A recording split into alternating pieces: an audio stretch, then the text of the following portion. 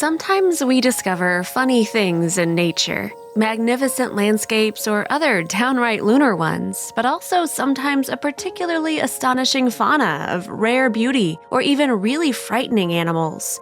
Here, we will see that this man had a strange meeting. He found himself in front of a strange creature, a gigantic arthropod terrestrial specimen, and you will see that this big beast is not only enormous, but that it also has a grip of hell.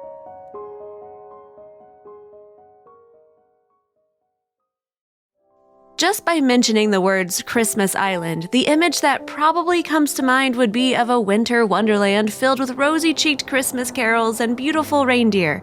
But the reality is far from these images. Rather, this tiny place in the Indian Ocean is home to some of Earth's strangest creatures.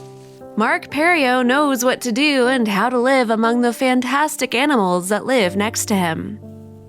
Mark Perrio recently picked up one of the island's prehistoric inhabitants and even posed for a photo with him. Most people can't believe it was real, but there are still other things that make it famous.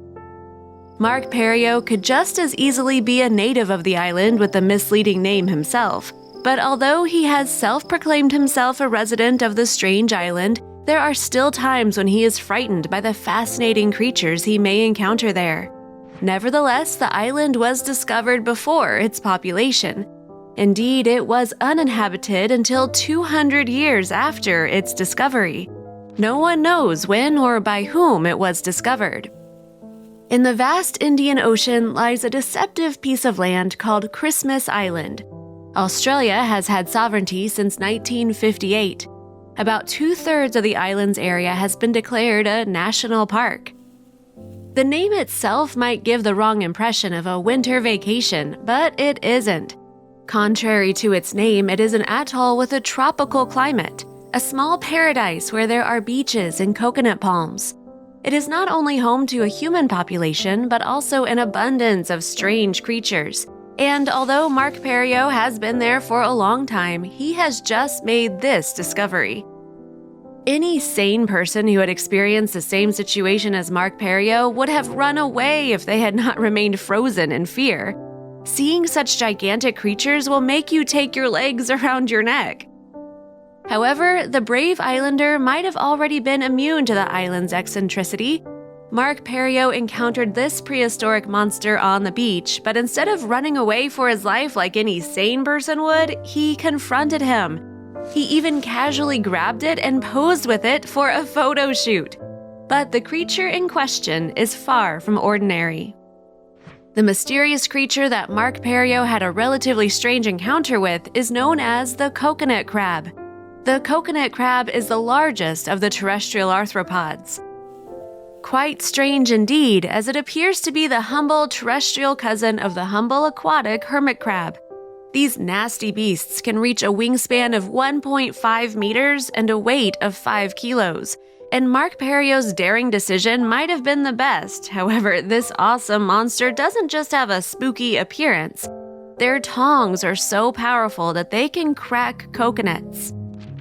While the size and weight of the coconut crab are already huge and breaking records, these aren't the only features they can boast of.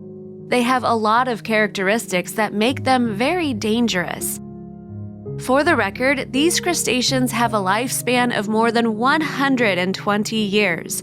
Considering their estimated lifespan, it's entirely possible that the odd creature Mark Perrio picked up and took a photo with was much older than him. He may even have taken up residence on Christmas Island for several decades. Don't take that kind of risk. Even if Mark Perrio had decided to run in the opposite direction when he came face to face with the coconut crab, his chances of escaping unscathed would have been slim. It has a characteristic that others of the same species do not have. These majestic monsters can climb trees as well, so while he's on dry land, he can't escape them. But then again, they are naturally terrestrial. Unlike most of their crab cousins, they cannot swim and would most likely drown. It would be better to head for the water to be safe from their huge claws. This is the only place where you have a chance to get rid of it.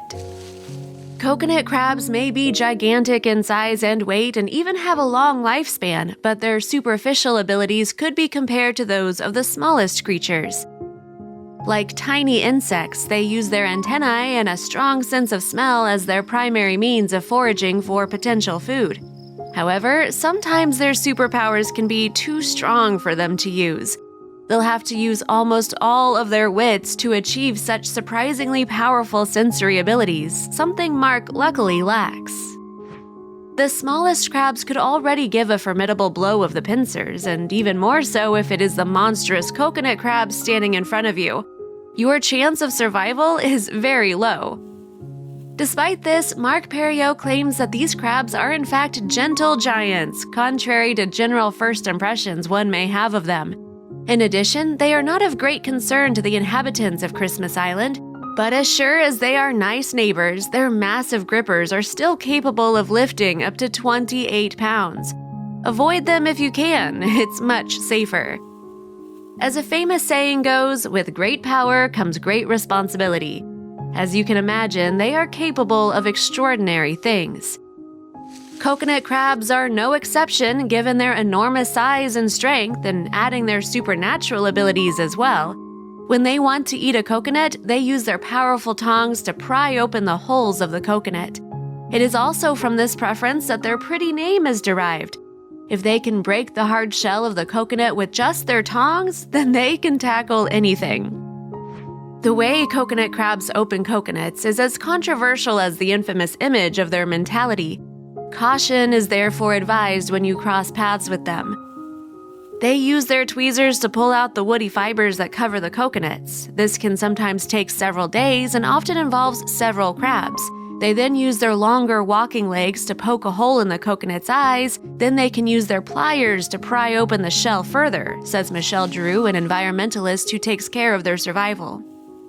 Simply describing coconut crabs would be like downplaying their majestic features when, in fact, they shouldn't be. You will be even more amazed if you see the size of them when they are born. In fact, they are breaking records because they are the largest terrestrial arthropod in the world. They may be poles apart from their characteristics, but they are still naturally born crabs, and they also have similar traits. Just like the rest of their crab family, they lose their exoskeletons as they grow and age. It is, however, an annual activity for the coconut crab. Just hearing about the crab molting process, you would think it was such a simple and basic thing, but it is far from it. It is worthy of a horror series on Netflix. In fact, it might even be scary, especially at the first stage. Once a crab materializes from its shell, it is immediately in a vulnerable state, but it must protect itself nonetheless. They know that they cannot stay defenseless in nature for too long, and to speed up the process of developing new armor, they consume their exoskeleton. In addition, this cannibalistic act is very delicate, and it is better for the coconut crabs to complete the whole molting process. It is essential for their survival to complete this transformation effectively. This would not only be like disrupting someone's meal, but it could also affect their development as a whole. Coconut crabs that are disturbed before they have consumed their entire shell often have soft exoskeletons until they have time to build up the calcium and other necessary minerals again, Michelle Drew explained about the molting process. For your information, there has been no official sighting of a coconut crab hostile to a human being. They generally tend to stay in their territories and not venture outside. They are already very rare, but it is much rarer to find them attacking or threatening a person. However, there have been cases of them attacking young chickens, dogs, and even kittens, and then making them a meal.